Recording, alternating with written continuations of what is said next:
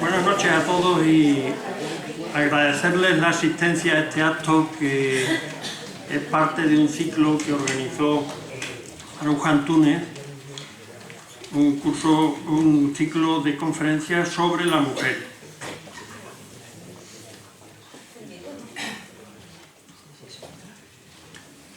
Tuvimos el primer acto el lunes 24 y se trató de la mujer en los medios de comunicación, y hoy tenemos a doña Carmen Fernández Daza, que la presentará ahora Maruja, y que hablará sobre la mujer en la literatura, las mujeres en la literatura.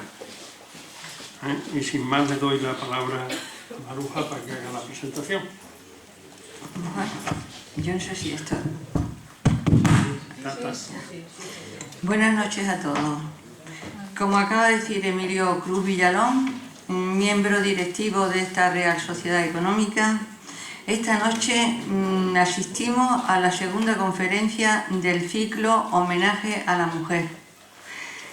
La primera, como ya sabéis, muchos de vosotros asististeis, y esto fue a cargo de Manuela Martín, periodista, jefe de redacción del periódico Hoy, que fue la mujer en los medios de comunicación. Hoy será la mujer en la literatura. Y el próximo lunes, día 14, es la mujer en las artes, que será a cargo de Francisco Pedraja Muñoz. A la misma hora, a las 8, aquí. 3 personas destacadas y muy comprometidas en la cultura. Esta noche es para mí un honor presentar a una ilustre extremeña, doña Carmen Fernández Daza y Álvarez. Es licenciada en Filología Clásica y doctora en Filología Española, escritora, investigadora y presidenta de la Unión de Bibliófilos Extremeños. Su mayor orgullo es dirigir el legado de su padre, don Mariano Fernández Daza y Fernández de Córdoba, 9º Marqués de la Encomienda. El fallecimiento de su padre, su amor a Extremadura y su vocación a la cultura la convirtió en directora general del centro más importante de Extremadura, el Centro Universitario Santa Ana de Almendralejo, así como el archivo y la biblioteca que lleva el nombre de su progenitor.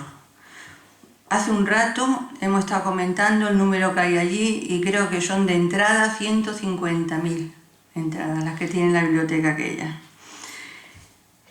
Es editora de varias antologías de autores extremeños en ediciones de sello nacional. Cuenta en su haber con más de un centenar de artículos literarios, o sea, de crítica literaria e histórica. Ha colaborado en obras colectivas como son el Diccionario Biográfico de la Real Academia Española y la Enciclopedia Cervantina. Es autora de 2 importantes monografías sobre Juan Antonio de Vera y Zúñiga, primer conde de la Roca, una antología poética sobre Gabriel Galán y una curiosa investigación sobre el hecho migratorio de Villoslada de Cameros a Extremadura, además de diversos tratados sobre Cicerón, Séneca, etc. Ha traducido también a varios humanistas.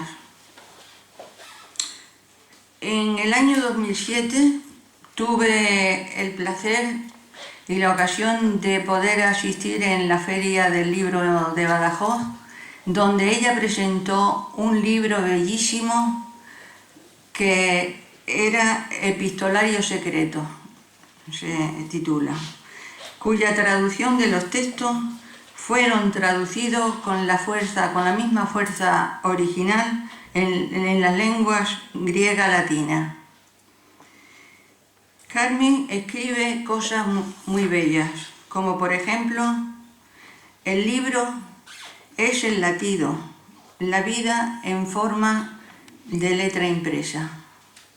Las páginas de ese bello continente que es el libro puede complacer a 4 de los sentidos entre los lectores más apasionados: la vista, el tacto, el olfato y el oído. Desde hace varios años está dedicada a la investigación de la literatura escrita por mujeres. Por último, Carmen, quiero expresarte mi agradecimiento por haber atendido con tantísima amabilidad la invitación a participar en esta actividad, sacando tiempo, y eso me consta, de una apretadísima agenda de trabajo como tienes. Muchísimas gracias, Carmen. Cuando quieras, toma la palabra. Buenas tardes. No sé si lo he apagado o encendido. Ahora. Buenas tardes. En primer lugar, deseo agradecer de todo corazón la invitación que se me giró para acompañarles esta tarde-noche, porque sin duda el tema supera con mucho los conocimientos que yo pueda tener sobre el asunto. Quiero agradecer los halagos que he recibido desde esta mesa y el extenso currículum que aquí se ha expuesto, que no significa nada valioso, sino el que uno va acumulando años en el calendario del tiempo. Solo es eso. Sin embargo, agradezco mucho la gentileza que han tenido en prepararse de esa manera tan sensible y apasionada las palabras que se me han dirigido. Agradezco muchísimo la presencia de todos ustedes, sobre todo porque sé que hoy hay muchos que tienen prisa por llegar a un debate político que dentro de poco va a iniciarse, con lo cual a esa hora habremos concluido, y si no concluyo, porque o les aburro, no tienen más que decir, por favor cállese, que ya está bien de mujeres esta noche. Y agradezco muy sinceramente la presencia en la sala de todos ustedes, pero en especial de 3 personas que nos honran con su presencia. La señora concejala delegada de Cultura de Badajoz, muchas gracias por estar aquí. Muchas gracias a don Joaquín González Manzanares, director de la Biblioteca de Extremadura, que también se encuentra en la sala. Y por supuesto muchísimas gracias a don Francisco Pedraja, académico de la Real Academia de Extremadura, que honra la sala con su presencia. Cuando recibí por parte de doña María, o Maruja, la invitación para estar aquí esta noche, definí muy rápidamente y muy apasionadamente, como a veces soy, lo que yo deseaba exponer esta noche. Porque la mujer en la literatura, un título tan amplio y tan genérico, es inabarcable. En primer lugar, soy una persona barroca y completamente inhábil para el resumen, y lo soy desde la infancia. Y el tema era tan amplio que me suponía un esfuerzo sobrehumano el poder conseguirlo. La mujer en la literatura le dije como objeto o como sujeto, porque así puede interpretarse, como materia o como autora.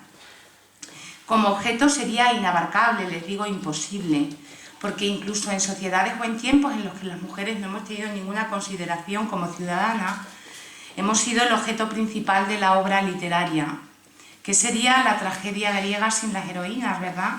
Sin el valor de Antígona, o sin el odio de Medea, o que sería la comedia de Aristófanes sin esas otras mujeres como Lisístrata, o las que forman la conocida Asamblea de las Mujeres, esas que ridiculizan, y muy bien, la condición masculina. Y que sería ya en nuestra literatura romance la literatura sin el amor cortés, y que de la literatura tradicional de la Edad Media sin esas coplas en boca de mujer o a ellas dirigidas. Y así, paso a paso, le decía María, y edad tras edad, del teatro clásico al barroco, la novela pastoril o las grandes protagonistas de la novela realista, como extenderse uno en tantísimos matices. Asimismo, la otra parte, la mujer como creadora de la literatura, le decía, hubiese sido también de todo punto inabarcable, desde la monja Egeria con su peregrinación a Tierra Santa, hasta las precursoras en la Edad Media como Hildegarda de Bingen, Juliana de Norwich, Cristina de Pizán. Todas ellas merecen una disertación de horas.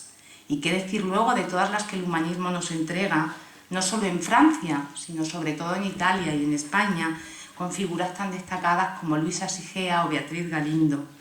Y cómo dar apenas puntadas en el ascetismo o en la literatura mística, Sor Juana Inés de la Cruz, Santa Teresa o las monjas de su círculo, que eran abundantísimas, y luego narradoras como María de Zayas y otras escritoras y novelistas conocidas del siglo XVII.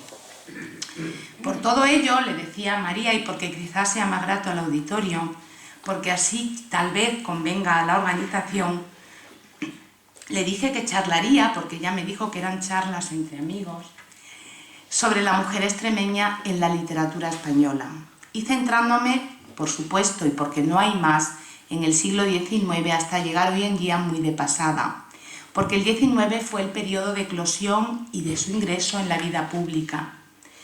Conocidos solo son dos ejemplos previos y muy conocidos de todos los que están aquí. Perdida o mal buscada, seguramente, la literatura que debió existir en los conventos femeninos extremeños, conocemos solo en el siglo XVI a Luisa de Carvajal, natural de Jaraicejo.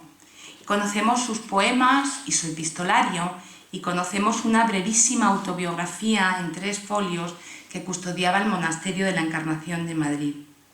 Su obra espiritual, como saben, entre las tesis y la mística, al hilo de sus maestros, al hilo de San Juan de la Cruz, de Santa Teresa o de Fray Luis, fue escrita fuera de Extremadura, y su celebridad tan grande no le vino tanto como escritora ascética como por su conocida jornada inglesa, su afán evangelizador, su afán apostólico y sobre todo ese matiz de mártir que ella tenía le hizo ir hasta Inglaterra para allí defender la religión católica en tiempos tan hostiles, hasta que fue presa en ese país.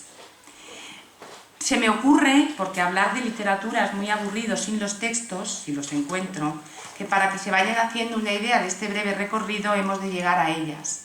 Por lo tanto, de Luisa de Carvajal, para que vean, no voy a leer entero el poema, para que vean en qué dinámica se mueve, podríamos llamarla así.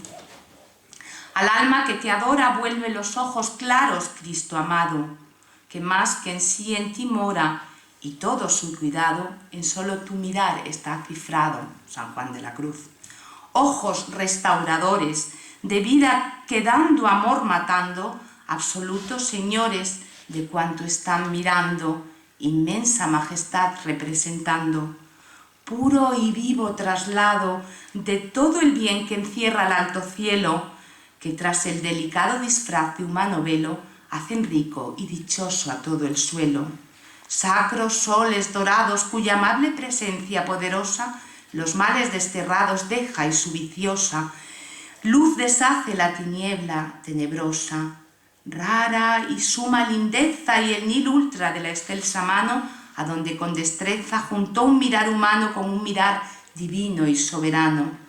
Depósitos divinos do está toda mi gloria atesorada, espejos cristalinos, vista dulce agraciada, dorado día, aura arrebolada, jardines celestiales, ameno paraíso deleitoso, luceros orientales, refugio venturoso, puerto en la tempestad, maravilloso. Y sigue de manera muy extensa estas liras dedicadas a su amor divino. Bien distinto es el quehacer y bien distintas las circunstancias vitales de la otra, el otro ejemplo que tenemos en Extremadura de lo que fue la creación poética femenina doméstica, que salía fuera de ese ámbito doméstico para ser comunión en tertulias con vecinos o amigos, o más allá distribuirse de manera manuscrita.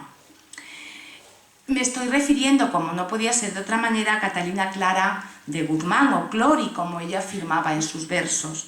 natural de Llerena en el siglo XVII, donde fue muy bien instruida por su padre, un culto y también poeta noble. Su componer entero se desarrolla en su pueblo natal y es muy notable en esta mujer el apego que siente por la poesía que inaugura Diego Hurtado de Mendoza en España. Una poesía de tono satírico y jocoso que procura la desmitificación de todo lo que había sido una poesía de cancionero. Es muy curioso también que una mujer en este tiempo se entregase a la sátira, que luego, y no sé si es casualidad o lo debe dar la tierra, en el siglo XIX practicarán dos mujeres muy importantes sobre las que volveremos. Tales son Carolina Coronado o Vicenta García Miranda, porque este hecho de la sátira en mujeres no es usual. No le faltan a ella poemas de circunstancias y poemas amorosos, pero son sin duda sus retratos satíricos lo mejor de la poesía de Clory o de Catalina Clara en el siglo XVII. Por ejemplo, y solo un breve fragmento les diré, uno de estos retratos que ella hace en chanza, que la retrate Celia me ha mandado, y solo obedecerla es mi cuidado, y aunque es vana osadía querer copiar la luz que alumbra el día, vaya Dios y aventura enseñas la menor de su hermosura. Pónganme en cobro que este basilisco es de las libertades abarrisco, y su rostro hermoso de cuantas almas ve roso y belloso. Mas el retrato empieza y es fuerza de empezar por la cabeza. Es un mar de guineas su cabello, que en negras ondas se dilata bello. Más que bozal apodo, vaya pues su cabello de otro modo. Madeja de azabaches es su pelo, que Venus con desvelo hiló según colijo para cuerdas al arco de su hijo. Mas pelillos dejando por la frente se va mi musa entrando, como por casa propia. Es de la aurora tan divina copia, tan clara, cristalina, es decir, va a ir describiendo ese ideal de mujer para luego desmitificarlo paso a paso. Del siglo XVIII no hemos alcanzado ningún ejemplo de producción femenina en Extremadura. Se dice, sin razón alguna, que la Ilustración pasó sin pena ni gloria por Extremadura. No obstante, los protocolos notariales, los archivos de la nobleza extremeña, muchos de ellos depositados en Toledo, y las bibliotecas privadas que se conservan, desdicen la rotundidad de este comentario. No hay huellas de una actividad pública, pero hay ejemplos del quehacer literario de algunas, ni ejemplo público, quiero decir, del quehacer literario de estas mujeres. Pero ilustradas sí tuvimos. Mujeres lectoras de enciclopedias, interesadas en las ciencias y en la agricultura, a las que algunas veces vemos cómo sus padres mejoran en testamentos porque su capacidad intelectual les ha hecho acrecentar su hacienda y sus patrimonios. Eran los aires, y lo saben mejor que yo, que llegaban de Francia, los aires de la Ilustración. Pero, sobre todo, perdonen, es que cuando se mueven papeles pasan estas cosas, que a veces se buscan los poemas y no se encuentran. Pero eran sobre todo los aires que llegaban desde la propia España. Siempre se habla de la Ilustración francesa, a ver si lo encuentro, como el sumum o la panacea de las libertades. Sin embargo, en España la Ilustración no fue misógina como lo fue en Francia. Rousseau fue el promotor de la misoginia. Basta leer el Emilio y sobre todo el capítulo 5, que se llama Sofía o la mujer, para que ustedes se den cuenta de esto. Y si vamos a la famosa enciclopedia de Diderot, asusta, o de Voltaire, los comentarios misóginos que allí se vierten. Sin embargo, en España la cosa es distinta, porque en el siglo XVIII el padre benedictino, Benito Jerónimo Feijoo, a diferencia de ese pretendido liberal que era Rousseau, defendía la aptitud de las mujeres en su teatro crítico para todas las artes, las ciencias, no solamente la literatura. Y en este ambiente que se crea en España tenemos ejemplos preclaros de mujeres que se dedicaron a estos menesteres. Vamos a pensar, por ejemplo, en María Isidra Quintana de Guzmán, en la duquesa de Osuna, en María Adelaida de Estringham, en Matilde Gálvez o en la famosísima Francisca de Sales Portocarrero, traductora del francés, poeta, directora de la cárcel de Inclusas de Madrid, preocupada por la condición de esas presas en la cárcel, todas ellas, todas las que estoy mencionando, miembros de las Reales Sociedades Económicas matritenses y algunas de ellas de Zaragoza. Eran las damas de estas juntas a las que se les encarga sobre todo la educación de las mujeres del 18 y que crean colegios femeninos que son, digamos, el origen de lo que luego vamos a ver en el romanticismo. Pero sobre todo en el 18 destaca en España una figura, una mujer interesantísima, que es doña Josefa Mari Borbón, sin que ese apellido Borbón tenga que ver para nada con la Casa Real. Ella escribió muchas cosas, pero sobre todo escribió un tratado sobre la educación física y moral de las mujeres. Y seguramente habrán leído su discurso de ingreso en la Sociedad Económica de Madrid en 1783, en la que delante de un auditorio completamente masculino reclamaba la aptitud femenina para el gobierno y para todos los cargos que ocupaban los hombres. Y dice así: si las mujeres tienen la misma aptitud que los hombres para instruirse, si en todos los tiempos han demostrado ser capaces de las ciencias, de la prudencia y del sigilo, si han tenido y tienen las virtudes sociales, si su aplicación puede ser conveniente a ellas mismas y al Estado, si puede ser un remedio a los desórdenes que tanto se gritan, al aplicarla a asuntos que comprende la sociedad, lejos de ser perjudicial la admisión de las mujeres, puede y debe ser conveniente. En este mismo discurso, en su punto 6, alegando la igualdad entre varón y mujer, defendiendo incluso la mayor voluntad de la mujer respecto al hombre, pues aquella aprende y estudia como él, aun sin aguardar recompensa pública alguna, leemos: saben ellas que no pueden aspirar a ningún empleo ni recompensa pública, que sus ideas no tienen más extensión que las paredes de una casa o de un convento. Si esto no basta para sofocar al mayor talento del mundo, no sé qué otras trabas pueden buscarse.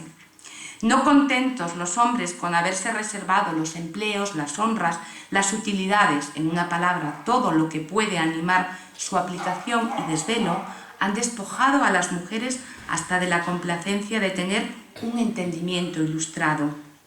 Y decía que no midan los hombres, mujer ignorante y hombre sabio, que comparen entre iguales, esto es, entre una mujer y un hombre enteramente ignorantes. En este caso, pues, que es bastante frecuente, aún se hallará que la segunda hace ventaja al primero en la viveza de la imaginación, en la mayor prontitud para imponerse y en la propiedad de las voces. Por el contrario, si se compara una mujer capaz e instruida con un hombre sabio, el trato de aquella no será menos agradable que el de éste, y puede ser que exceda en cierta finura que los hombres casi nunca adquieren. Eran estas mujeres del 18 que leían en bibliotecas públicas y que se nutrían de este fenómeno nuevo e importantísimo que va a ser para la mujer y para su ingreso como literata en la vida pública, que es la prensa. Leían El Pensador, El Cajón Desastre o el Diario Noticioso. De manera irregular también llegaban a Extremadura, a las casas de los nobles, me dirán, de los aristócratas, de los ricos, claro. Evidentemente, quien hambre tiene no puede permitirse estas lindezas, pero la Ilustración se fragua precisamente entre esa nobleza, sea en Madrid, sea en Extremadura, sea en cualquier lugar, ese salto que luego propiciará muchas cosas, tal sea la Constitución de Cádiz, etc. Muchas de estas ideas de amar se van a repetir 100 años después en Extremadura, pero estaban ahí, bullendo en el ambiente. Tras este periodo floreciente de la Ilustración, llega el periodo sombrío de la Guerra de la Independencia, una guerra larga que además tuvo unos efectos devastadores y evidentemente para la educación y para la cultura, pues imagínense, en épocas de recortes, pues ya saben que es lo que más fácil se recorta. Alargada este periodo tan espantoso con la llegada ulterior del absolutismo de Fernando VII, con lo cual se alarga casi hasta 1820-22, todo ese periodo sombrío que va a ir después de la Ilustración. Y si Amarr decía en ese 18, ¿qué provecho le resulta a aquellos, a los hombres, de la ignorancia de las mujeres? Porque si se trata de casarse, mala armonía podrá haber entre un hombre instruido y una mujer necia.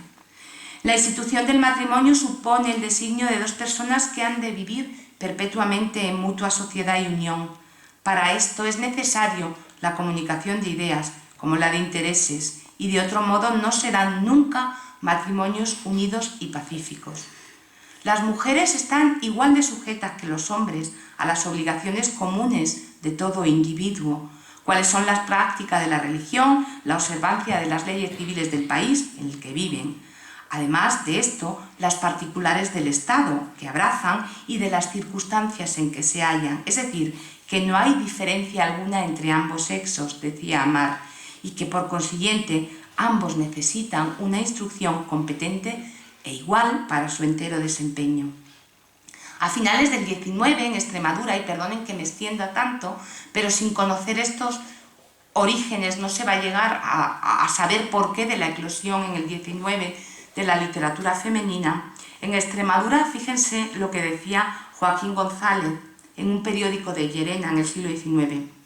La educación de la mujer es preocupación de gobiernos y pensadores de este siglo XIX en todas las naciones. Y allí donde se pronuncia la palabra progreso, allí se reconoce y se proclama que la civilización no será una verdad, ni de ella cosecharán en sazón los pueblos sus naturales y espléndidos frutos, mientras que con mano vigorosa y ánimo decidido no se impulse convenientemente la educación de quien tantos y tan nobilísimos títulos está llamada a ejercer, como es la mujer, un papel en extremo decisivo. Y sigue diciendo, como decía Amarr, el divorcio intelectual con su compañero es manantial de disgustos, pues no es posible que sea estable el equilibrio de quienes no siempre se entienden. Esa falta de inteligencia es además para el hombre motivo de desesperación y aburrimiento, cuando no se acarrea otra clase de pesadumbres.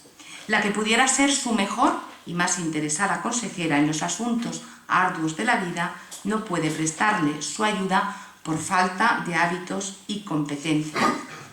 Pues bien, este era el panorama, les digo, de la Ilustración del 18, al que siguió un periodo sombrío. En 1808, es bien sabido, en la provincia de Badajoz irrumpe por primera vez la prensa, con motivos y con fines evidentemente militares y políticos. Pero andando el tiempo y a finales del 19 va a ser tan habitual en la región extremeña como en el resto de España. Para el asunto que nos ocupa, fue en la década del siglo, de los años 30 del siglo XIX, cuando se produce esa verdadera eclosión femenina en la prensa. En 1838, un periódico en Granada, muy importante en la difusión de la literatura femenina, que se llamaba La Alhambra, va a empezar a recoger y a difundir la literatura escrita por mujeres. Allí encontramos plumas como la de Ana María Venera, Josefa Moreno y Martos, Carmen Velasco Bouvier, Dolores Gómez de Cádiz, Encarnación Calero o Joaquina Vera. Son 3.000 mujeres aproximadamente escritoras las que arroja el siglo XIX. Evidentemente una con 2 sonetos, otra con una producción vastísima, pero en cifra aproximadamente son unas 3.000 mujeres. Anterior a la Alhambra, hay un detalle muy interesante para Extremadura. Hay una revista sevillana que se llama El Cisne, que había propiciado el Liceo de Sevilla, y en esa revista sevillana que gestan extremeños, porque 3 de sus miembros son extremeños, 2 de ellos de Almendralejo, concretamente, va a escribir Gertrudis Gómez de Avellaneda. 1838 es un año clave, solo un poema. Gertrudis Gómez de Avellaneda, de Cazalla de la Sierra, aunque nacida en Cuba por traslado de su padre allí, escribe, está viviendo unos amores atormentados con otro poeta, Gabriel García Tasara, y convive con su afán de saltar a la luz pública con este círculo de extremeños entre los que se encuentra Pedro Coronado y Romero, que es hermano de Carolina. Saben que la difusión de la poesía no solamente se realiza a través de la prensa, sino que los álbumes poéticos, es decir, unos álbumes que se componían con recortes de poemas, con recortes de invitaciones, etc., están muy al uso, y que la difusión de la literatura femenina se produce con copias manuscritas, como siempre se ha hecho. Es muy importante, digo, porque concretamente en Badajoz hay una joven muy inquieta que está escribiendo en casa, con abrigo y apoyo, en contra de lo que se dice, de todo su entorno familiar.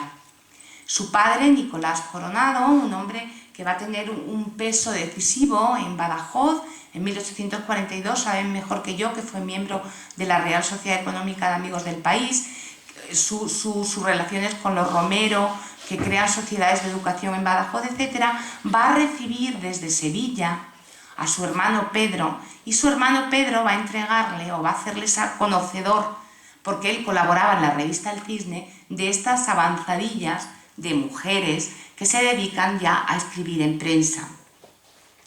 Junto con El Cisne hay otras muchas revistas, pero siempre de diáspora, incluso más de Madrid, como El Guadalhorce en Málaga, como La Aureola de Cádiz, El Panorama también está de Madrid, que van a empezar a recibir muchísimos escritos de mujeres.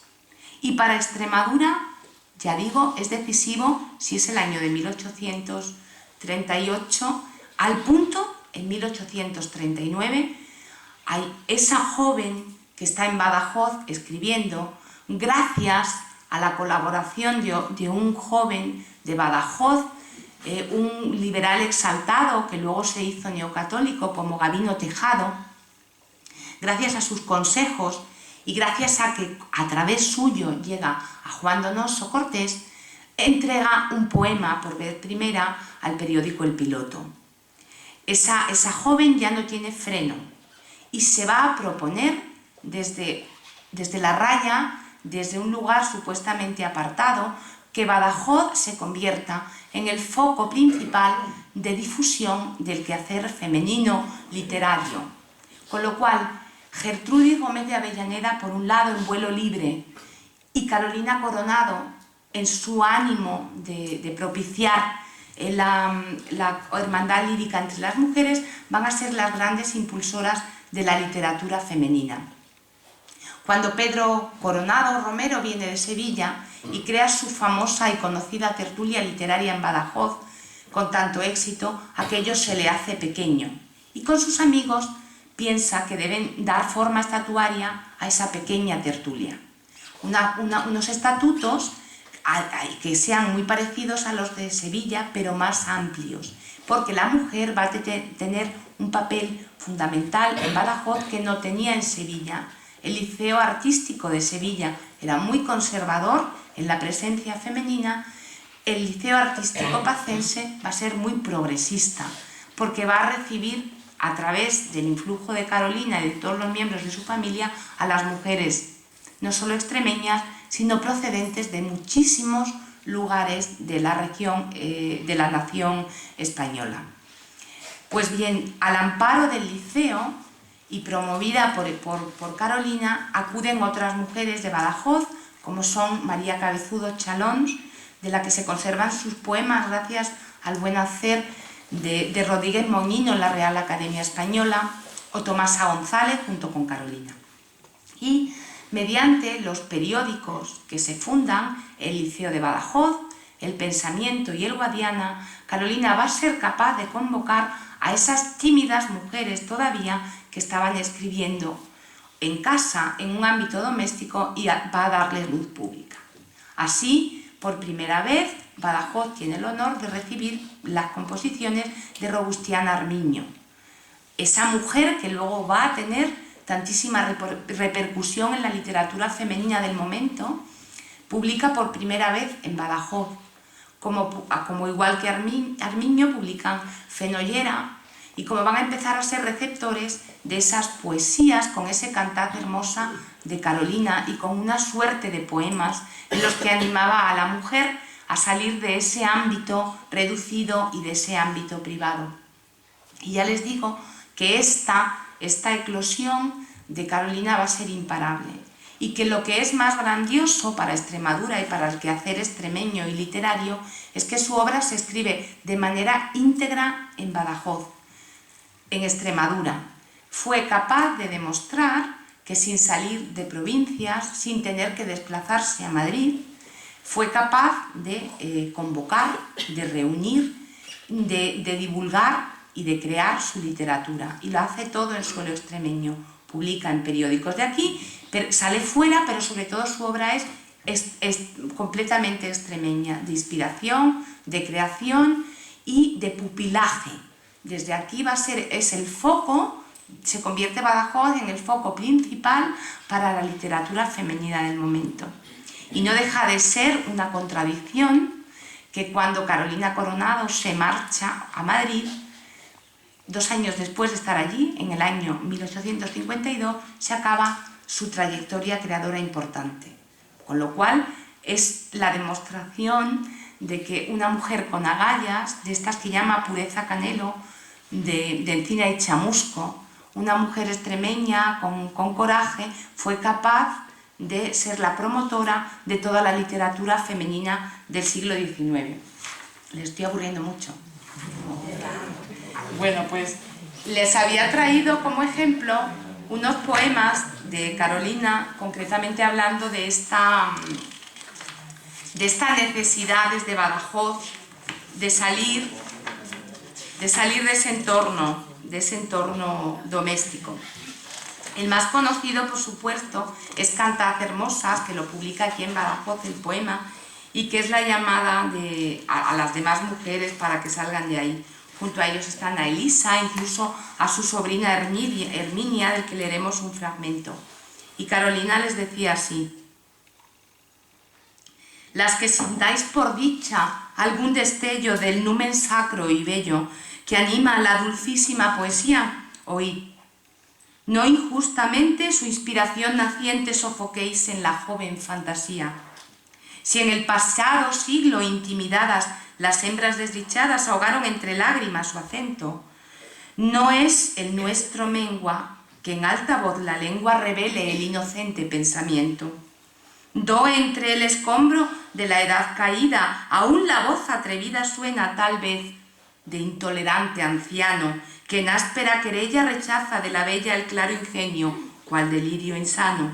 Mas, qué mucho que sienta la mudanza, quien el recuerdo alcanza de la edad en que el alma femenina se negaba el acento que puede, por el viento, libre exhalar la humilde golondrina. Aquellas mudas turbas de mujeres que penas y placeres en silencioso tedio consumían, ahogando su existencia de viva inteligencia, su ardiente genio, cuánto sufrirían. Cuál de su pensamiento la corriente cortaba estrechamente por el dique de bárbaros errores, en pantanos reunida quedara corrompida en vez de fecundar campos de flores. Cuánto lozano y rico entendimiento, postrado sin aliento en esos bellos cuerpos juveniles, feneció tristemente, miserable y doliente, desecado en la flor de los abriles. Gloria a los hombres de alma generosa que la prisión odiosa rompen del pensamiento femenino. Gloria a la estirpe clara que nos guía y ampara por nuevo anchurosísimo camino. Lágrimas de entusiasmo agradecidas en sus manos queridas viertan los ojos en ofrenda pura, pues solo con dejaros cantando consolarnos nos quitan la mitad de la tristura. Oh, cuánto es más dichosa el alma mía desde que el arpa fía sus hondos concentrados sentimientos. Oh, cuánto alivio alcanzo desde que el aire lanzo con expansión cumplida mis acentos. Yo, de niña, en mi espíritu sentía vaga melancolía de secreta ansiedad que me agitaba, mas al romper mi canto 100 veces con espanto en la mente infantil lo sofocaba. que entonces en mi tierra parecía la sencilla poesía maléfica serpiente, cuyo aliento dicen que marchitaba a la joven que osaba su influjo percibir solo un momento. Como a la musa ingenua y apacible, bajo el disfraz terrible con que falsa nos muestra antigua gente su cándida hermosura, pudiera sin pavura conocer y adorar antes la mente. Qué rara maravilla y qué alegría sintió mi fantasía cuando mudada vio la serpiente fiera en niña mansa y pura, tan llena de ternura que no hay otra más dulce compañera. Cuál mi embeleso fue cuando a su lado mi espíritu mimado, en su inocente halago suspendido, suavísimas las horas, tras de voces sonoras pasó vagando en venturoso olvido. Decid a los que el odio en ella ensañan, que viles os engañan, esa deidad al calumniar osados. Decidle que no es ella la que infunde a la bella afectos en el alma depravados. Si brota en malos troncos injertada, será porque arrancada del primitivo suelo con violencia, de la rama en que vive, a su pesar recibe el venenoso jugo su existencia. Empero no esa flor alba y hermosa, aroma perniciosa, de la doncella ofrecen los sentidos. A los que tal dijeron, decidles que mintieron, como necios y torpes y atrevidos. Y aquellas que sintáis algún destello del numen sacro y bello que anima la dulcísima poesía, llegad tranquilamente a su altar inocente, rendid vuestro homenaje de armonía. Hallen los pensamientos oprimidos que ulceran los sentidos, giro en la voz y en nuestras almas ecos. Si con silencio tanto de ese mudo quebranto los corazones ya no tenéis secos. Cántenos su infortunio cada bella, que si la pena de ella penetra con su ciencia acaso el mundo, mejor que los doctores explica sus dolores con agudo gemir el moribundo. Dichas, amores, penas, alegrías, lloros, melancolías trovad al son de plácidos laúles. Mas ay de la cantora que a esa región sonora suba sin inocencia y sin virtudes, pues en vez de quedar su vida impura bajo de losa oscura en silencio olvido sepultada, con su genio y su gloria de su perversa historia eterno harán el baldón la desdichada. Cante la que mostrar la erguida frente pueda serenamente, sin mancilla a la luz clara del cielo. Cante la que a este mundo de maldades fecundo venga con su bondad a dar consuelo. Cante la que en su pecho fortaleza para alzar con pureza su espíritu en excelso temple halle. Pero la indigna dama huya la eterna fama, devore su ambición, se oculte y calle. Y así va una a una Elisa, Lidia, etc., animando a sus compañeras de generación a la que escriban. Evidentemente, es la máxima figura que va a dar la literatura extremeña en el 19 y no me voy a detener más, porque ella fue autora de teatro, porque fue una novelista extraordinaria. Las novelas de Choi creo que se leen con mucha mayor interés, son divertidísimas, llenas de humor, a veces negro, que se leían en el 19, porque fue, como dice Luis Alberto de Cuenca, una extraordinaria poeta finamente dotada para el verso, porque además fue periodista, porque fue la primera reportera española que se atrevió a viajar sola hasta Londres para cubrir las crónicas del seminario pintoresco y de la Ilustración, porque en esa misma misión se desplaza a París y Bélgica, porque sus artículos de prosa son verdaderamente fascinantes, porque además tuvo una inquietud grande pedagógica, porque fue pintora.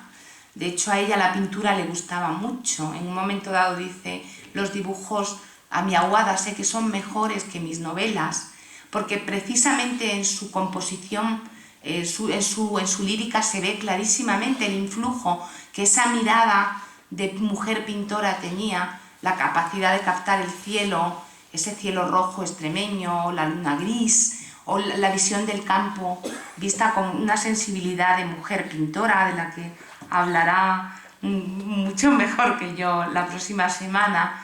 Es decir, es una mujer completa, casi humanista, la que surge en el 19. En pos de ella, en suelo extremeño, van a surgir voces tan interesantes como la de en Campanario Vicenta García Miranda. Vicenta García Miranda es viuda, escribe sola y como Carolina va a practicar el no conocido aún, porque estamos en vías de publicar los textos, el genio satírico. Carolina fue la primera mujer que se atrevió a publicar en un periódico exclusivamente masculino. En Madrid, dos empresarios muy famosos, Aigual de Isco y Villegas, fundamentalmente Aiguals, creaban la prensa satírica del momento. Y en uno de sus periódicos llamado La Enciclopedia de las Extravagancias, La Risa, donde solo colaboraban hombres, Carolina tuvo la osadía de entrar con poemas satíricos, poemas muy divertidos, especialmente ideados para él. Le salió mal el juego porque evidentemente la osadía se la cobró el periódico repartiendo la caricatura famosa de Carolina travestida en hombre o haciendo pues pictogramas o dibujos en los que ella aparecía vestida con levita y mandil, etc. Bien, pues en esa sátira que nunca publicó se mueve también Vicenta García Miranda. Conocidos son sus poemas feministas, muy feministas, incluso a veces más combatientes que los de Carolina, pero poco conocido es su matiz satírico tan interesante.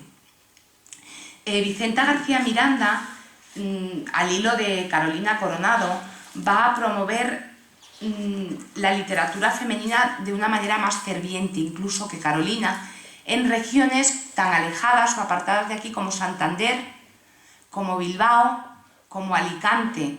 Se va a mover casi, yo diría, en el mapa geográfico en todas las orillas del mar español. Está en el Cantábrico y está en el Mediterráneo, en Alicante, en Valencia, publicando. Y hay un famoso poema, que no voy a leer entero porque es muy extenso, de Vicenta García Miranda, que se llama A las Españolas, y que al hilo del que les he leído como inspiración del cantar Hermosas, dice así: alzad, hermosas, la batida frente, que ya brilla en oriente del día suspirando el alba aurora, y ya por las naciones de romper sus prisiones el sexo femenil suena la hora.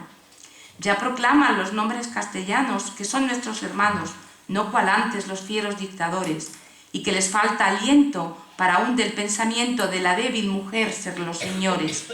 Ya publican las leyes homicidas de nuestras tristes vidas, hasta hicieron amargos los placeres, leyes que ellos nos dieron porque no comprendieron cuánto fuera el valor de las mujeres. Ya nos dejan pensar porque han tocado que fue su juicio errado al hacernos vivir tan subyugadas, y es que que es una imprudencia pensar que la inocencia pudiéramos perder más ilustradas. Hoy no buscan los hombres para esposa solo la niña hermosa, ignorante de todo y recatada, sin voluntad ni antojos y muda en sus enojos, al yugo de su dueño resignada. No, porque la experiencia que no miente les hizo ver patente que su odioso poder era un delirio, puesto que no es posible ser a su amor sensible el ser cuya vida es el martirio. Ya saben que si faltas cometieron las hembras, hijas fueron de la triste opresión en que existían, pues al verse humilladas, tal vez las desdichadas por huir del baldón en él darían. Y repiten que quieren a su lado un ser de amor dechado y de ciencia y de virtudes un modelo, ser que con su dulzura del cielo la aventura les haga disfrutar aquí en el suelo.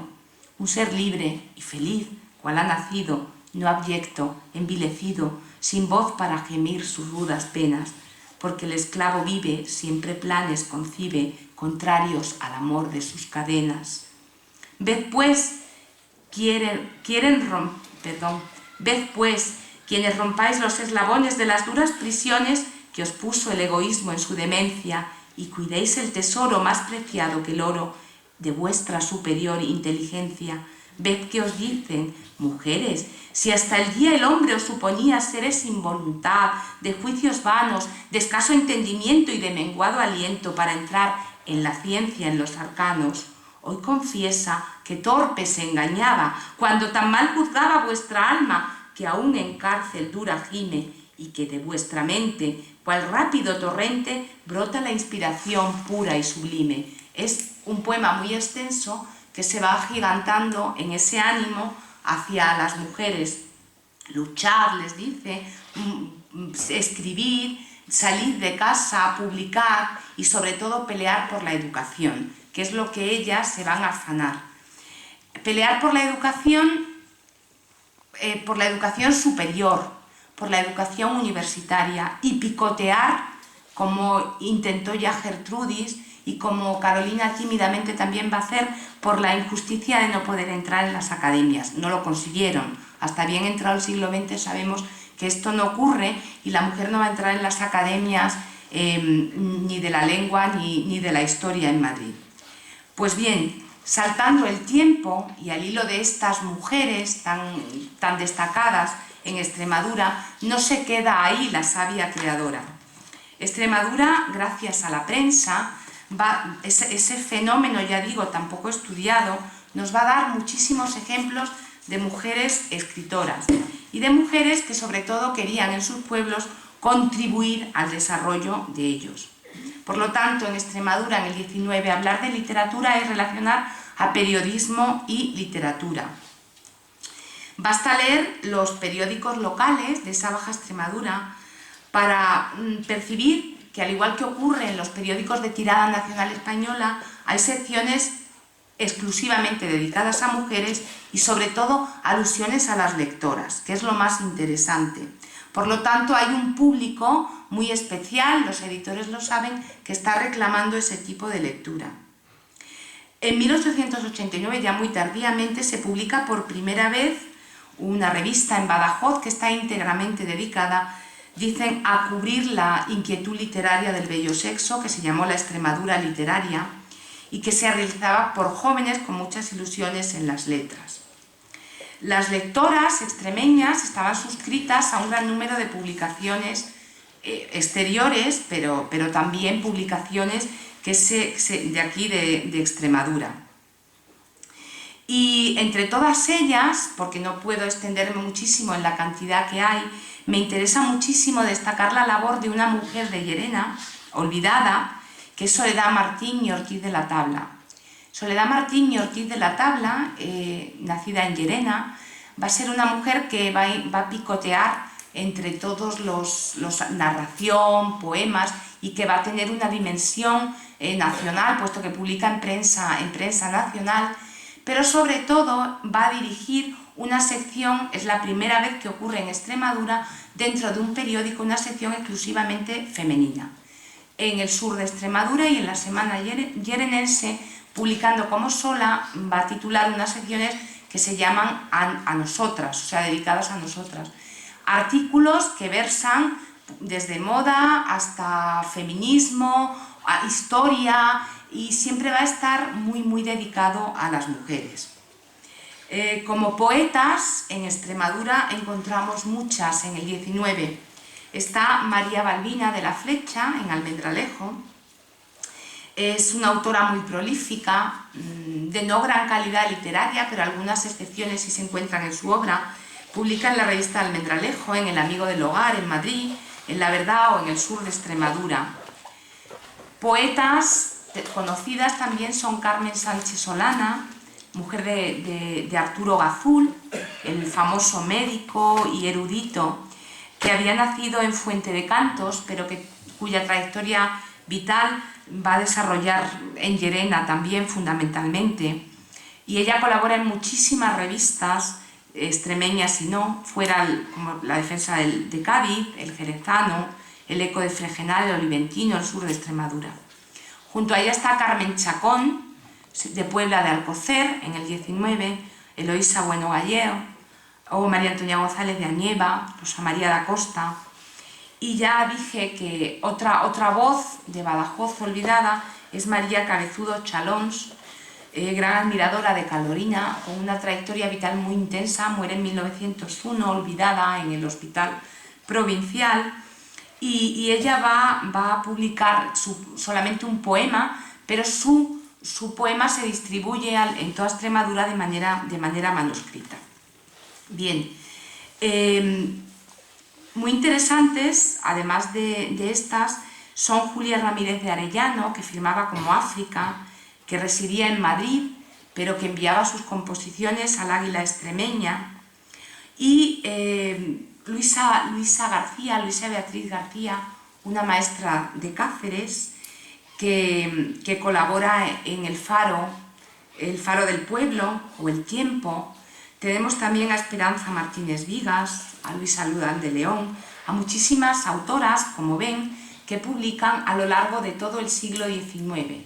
Unas mujeres que han sorbido ese feminismo, primero, por llamarlo así, que parte y que germina en Badajoz, capital, merced a estos Coronado, y que va a seguir una trayectoria a través de esa prensa mal rastreada y olvidada de Extremadura, en la que hay voces muy interesantes de mujeres que deberían rescatarse de su olvido, y en ello, por supuesto, estamos.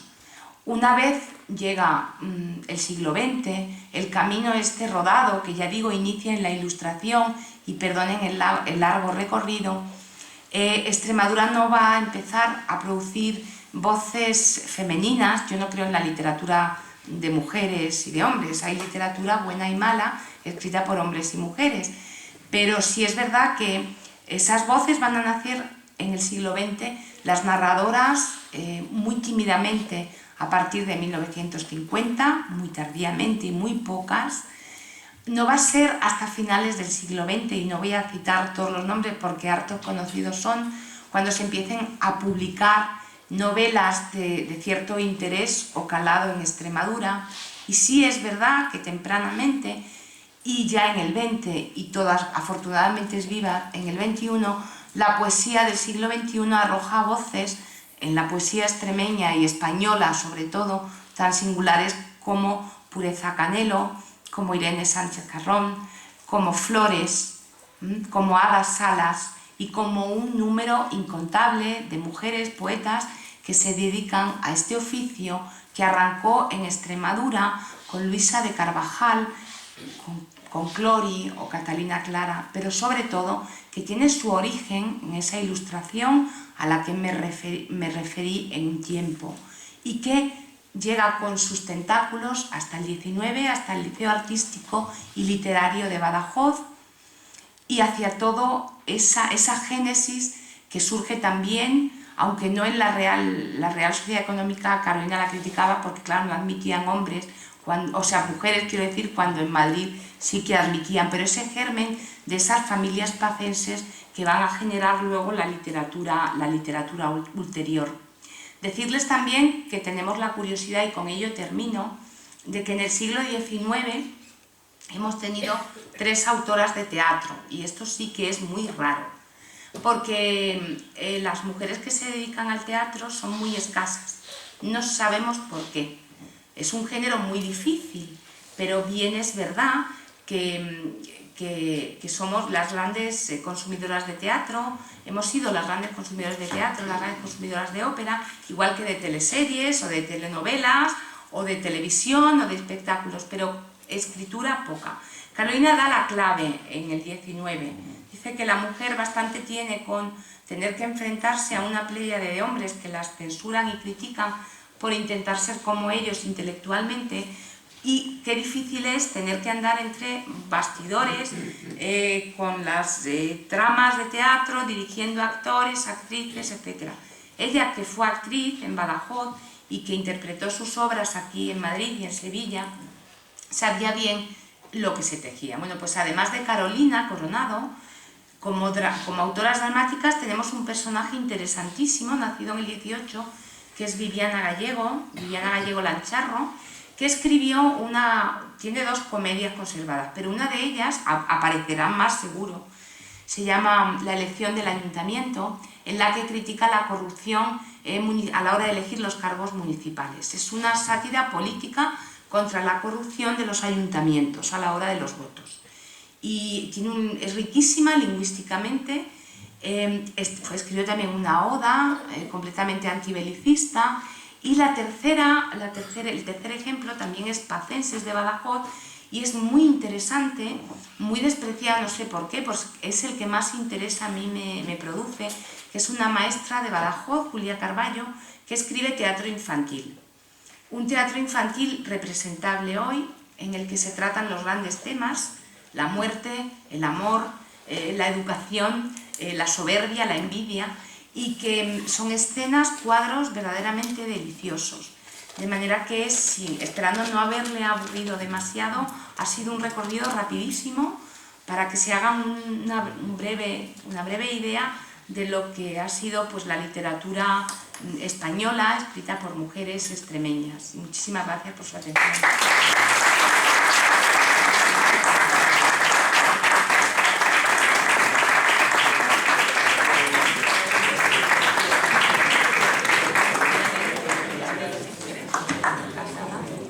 Vamos a ver, ¿alguien quiere hacer alguna pregunta?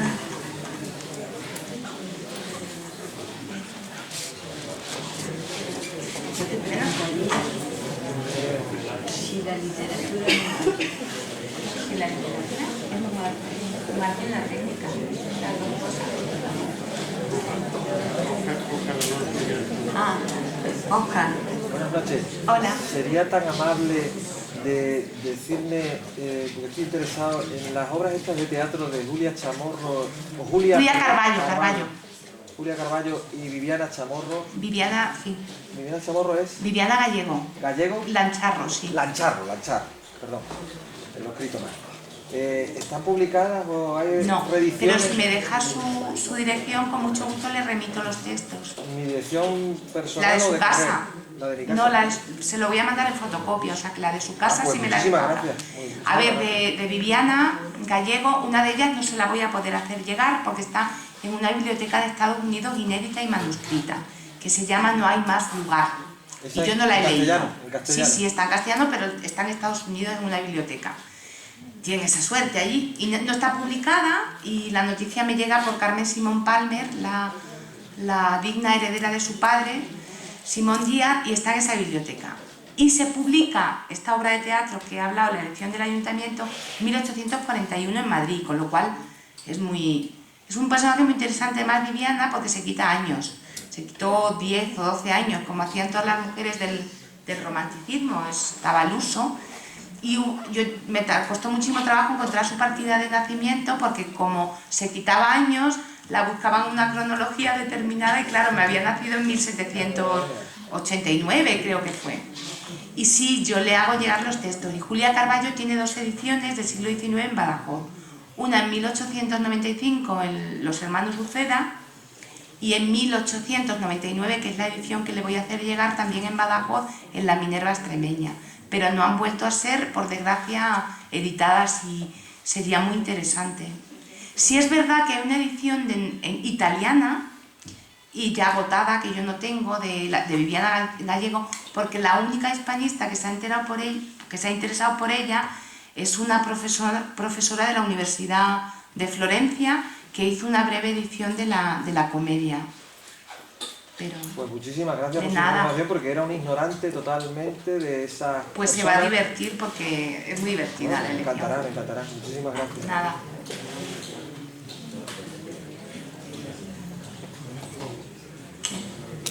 Yo no quiero hacer preguntas, es darle las gracias y cómo podríamos hacernos de todo lo que nos ha... Bueno, pues es un resumen breve de lo que he dicho, no de todo esto, sí que sea, pero no esta conferencia, pero un poco picoteo sí que se ha publicado en el último número, lo siento, está aquí el director de la biblioteca actual, en la revista Alboraique. Pero no es esta conferencia, yo no la he publicado, la he preparado para ustedes con muchísimo cariño, pero no lo tengo publicado en ningún lugar.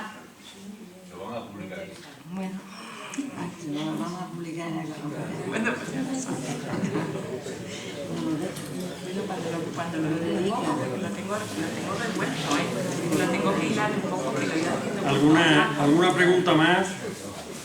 Bueno, pues agradecer a Carmen, muchísimas gracias. Muchas gracias a vosotros, de verdad. Muchísimas gracias a todos ustedes por su asistencia, y les esperamos el próximo lunes para oír hablar de la mujer en la sala. A don Francisco Pedraja. Muchas gracias.